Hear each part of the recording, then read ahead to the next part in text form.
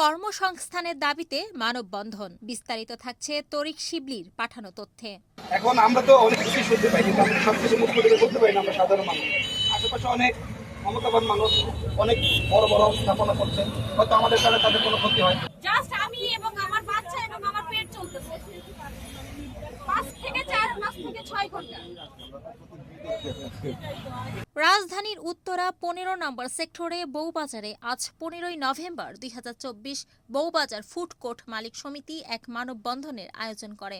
Food court মালিক সমিতির নাজিম বলেন, এখানে 120টি ফুড কোর্টের দোকান ছিল। মালিক কর্মচারী সহ এখানে কাজ করত প্রায় 400 লোক।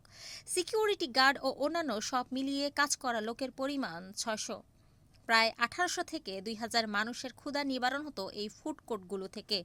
কোনো পুনর্বাসনের ব্যবস্থা না করে রাজুক কিছুদিন পর পর এসে সব দোকানপাট ভেঙে দেয়, যা মানবিকতাকে প্রশ্নবিদ্ধ করে।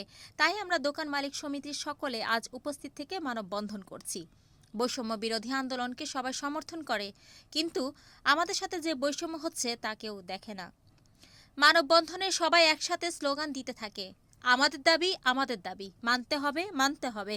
স্বাধীনভাবে বাঁচতে চাই, কর্ম করার জায়গা নাই, কর্ম করার জায়গা চাই।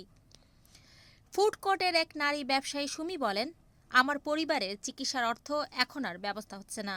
বাচ্চার স্কুলের বেতন দেওয়া এখন বন্ধ। আমি অসহায় হয়ে গেছি।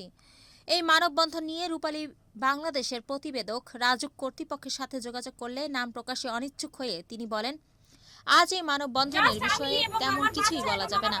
তবে এটা সত্য যে তারা অবৈধ স্থাপনা তৈরি করে ব্যবসা করে, আর অবৈধ স্থাপনা রাজুক ভেঙে দিবে, এটাই স্বাভাবিক নিয়ম।